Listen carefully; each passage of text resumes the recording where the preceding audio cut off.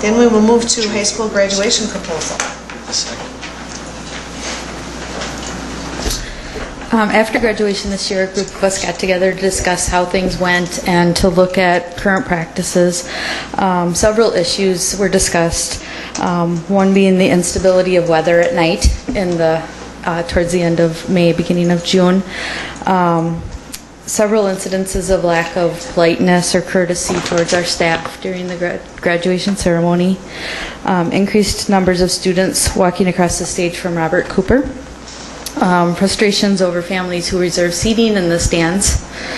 How to improve communication with parents, but specifically special ed parents, about the ins and outs of graduation and what that entails when a student is in the special education program.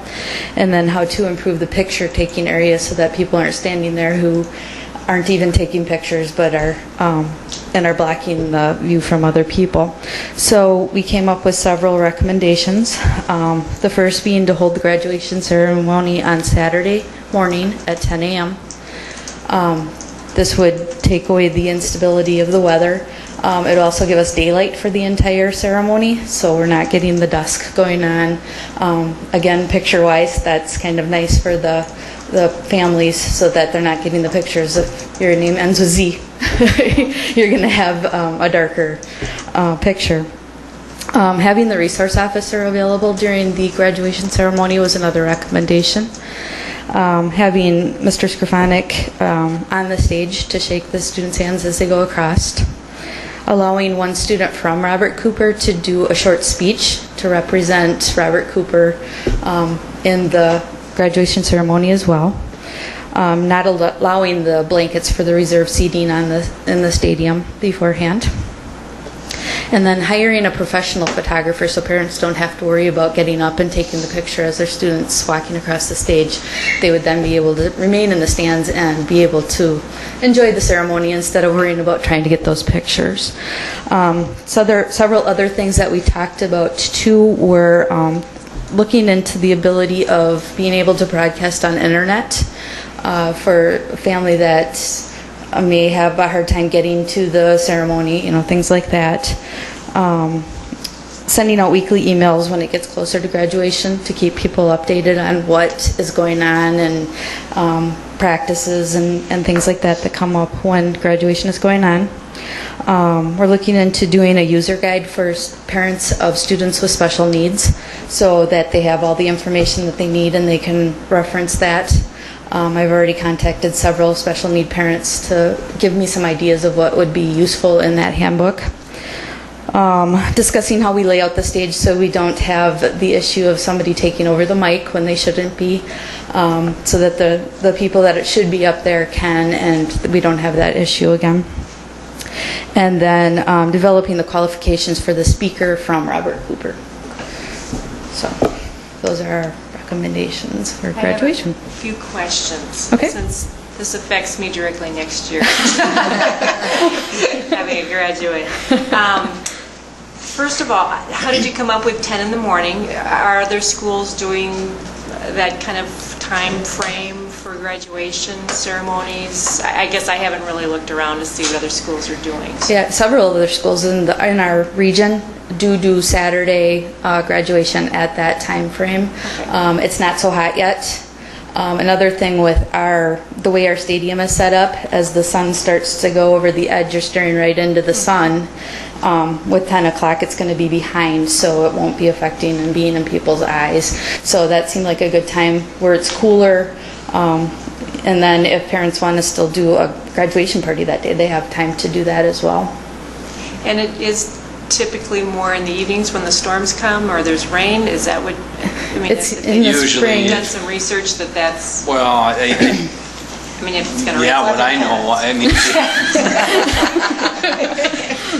I think if you look at the instability of weather, typically, your storms usually track through the morning, the early morning hours, somewhere between 6 and 8. By that point in time, you've pretty much got an idea what's going to happen.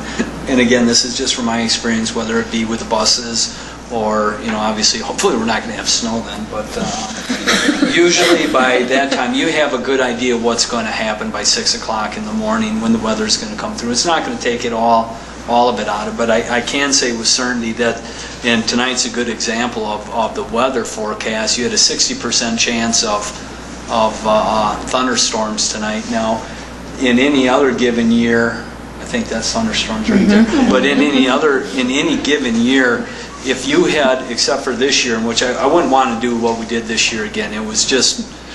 And I'm not sure everyone knows. I mean, we had crews set up in the gymnasium as well as outside. So we were prepared to go either direction. Okay. Because of the I haven't done questionable that weather. before. Yeah. Right, and we will have to do that regardless, but the real problem comes in, again, when I was talking to Marlon about this, and we kind of winged it this year a little bit, but there was just a very, very slight chance of thunderstorms that evening, but in any other given year, the decision was made at about probably 8, 10 o'clock in the morning, and whatever decision made, you went with it, so you probably hit or miss 50% of the time. We kept holding off. We kept holding off and holding off. We were calling the weather, and there comes a point in time where you just have to make a decision, and I don't think I would ever recommend we wait as long as we did, because logistically to move from outside to inside is going to take an hour, and I couldn't imagine if a thunderstorm rolled in and either in the middle or a tornado or even 50, what you would have did with those people. But it worked out, and from what I heard, people were very appreciative of the effort that everybody made to do that. But I think we're going to have a lot better luck having it outside if we do it in the morning, just simply based on the fact that, if they're going to predict thunderstorms, they're usually predicting it in the late afternoon. That's been my experience. So setup time, if it's at 10 o'clock in the morning, the crew can get in there and set up Saturday morning? We'll have them both set up just like we did. We'll do one outside, we'll do one inside. Then it's just a matter of bringing the sound equipment in or having that sound guy there to set up. We'll make that decision, I would assume, by 6 in the morning. Both setups. But we may not have to set up inside. I mean, if the weather forecast is such that we're pretty confident that it's going to be fine, I don't know that. We'd have to practice, though. Well, if you make the decision at 6 o'clock in the morning and you decide to go set up outside, you decide to go inside, you're going to need at least 6 hours to set up. So we'll always have the chairs and a very basic something set up that's not going to take a lot of time and effort. It's really moving all the little things in. That's going to take at least an hour to 3 hours to get in. And it doesn't have to be 10 o'clock. I mean, there are some schools that do 1 in the afternoon. We looked at the morning just because it'll be cooler. So 10, 10:30, 11, whatever we feel is the best time, but keeping it in the morning so that it is cooler. I would dare say, and I haven't had the pleasure to experience an indoor graduation at the Toma High School. It's hot. It's hot. Unless you're sitting up where the door, the cross breeze is. I think anything we could do, short of spending a lot of money on air conditioning, which we probably don't have at this time, to increase our odds to stay outside, I think most people would be very grateful. It's much more enjoyable outside. And that was the big problem this year. The weather was so hot that day. If you recall, it was cold. It was in the 90s. Yeah. So we couldn't even, we wanted it to be outside because we knew moving inside, we figured that would be as much of a danger to people's health as a storm that possibly might go through, just because it would have been so hot inside. The other two things, a little bit of a question about the photos. Maybe not every family would be able to pay for them. Maybe think through that a little bit more, just so that there's some flexibility for some families that can't afford to pay for it. I mean, it is nice to get the professional ones, but just wondering a little bit about that. And maybe there just is a better way to set it up so if a parent wants to pop up or something, it would be easier. But I'm sure you guys talked through that and tried to figure that out. I'm just trying to think. One thing we did talk about, the cameras now have the ability to zoom in so well that even sitting on the bleachers, you're able to get a good picture of the student crossing, even from the bleachers. So even the little cameras, you can zoom in very well. Certainly outside you have more opportunity to set up a designated area where you can come and stand. I don't want to be the naysayer, but good luck. This is the biggest days in those kids' lives, and I agree with Judy. We need to do everything we can to provide a space, to keep a parent from not taking that picture is going to be a very, very difficult thing to do. Yeah, I think you're going to have a little bit of... On the flip side of that, though, is the fact, like I know when my son graduated, I didn't see him cross the stage. I was so busy trying to get down to get a picture that I never saw him shake hands with anyone, and that was very disappointing to me. I don't think it's a bad option. I know So, right. from college Having that graduations, available. yeah, they always do that. And then, but you still have the opportunity to go down and take that picture too if you want. So I think if we did some roping off in areas, I think you could Designated keep the area. viewing Right. area I think that we need you to make want it so that everybody can view it, but yet still give, if you want to run up there for the... But the lighting is a Picture. factor. We had one graduation indoors and one outdoors, and the one outdoors, by the time the kids start crossing the stage, it is pretty dark out. And the last thing, I hope you do pursue the website thing, because we may have a couple in Europe during that time. And we want Jim to have the laptop Skyping with Nathan and Philip so that they can see her graduate. So if we can work something out, that'd be great.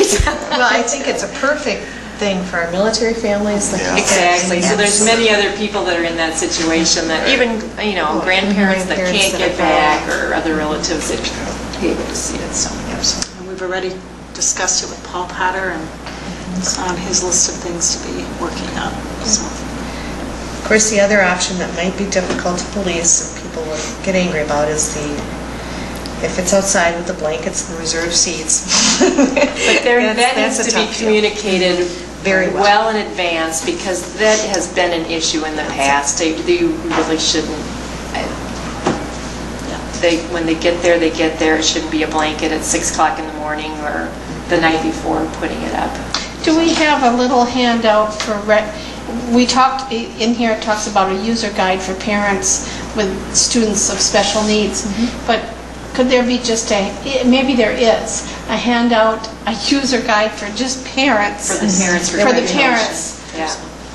There's a 3-page document. Everybody But gets as Okay, you so it's stated- already yeah, covered. As you Okay. stated in here, though, whether it really makes it home and gets to the Right. parents is the issue. So, Yeah. But the constant emails and making sure they get it over and over and over again, and that's where the blanket thing would fit in too. Okay. some good ideas. So we don't really need approval of this tonight. We just wanted you to field questions that you might have, concerns, and we'll put this back on the agenda for approval for next month. I just have one more question. I am not a Toma graduate, so is this an issue as far as, has it always been on a Friday night? I don't know. Is there going to be some questions on that? Well, I think if you can communicate it, and maybe you don't have to, do you have to decide it next month? You do it in September? We can do it in September, but I think I think the sooner the decision is made, the sooner parents can already plan for it. School calendar? I didn't know if it was set in stone or something. Not that I don't think there's been any other time than Friday night, but No, I don't know. Quite certain some will have an issue with it. Always. They're getting out a lot earlier though next year. It's Memorial Day weekend. Yeah, you make it nice. Okay, thank you. Thank you for answering. Thank you. Thank you for looking into all this too. It's a good first step again.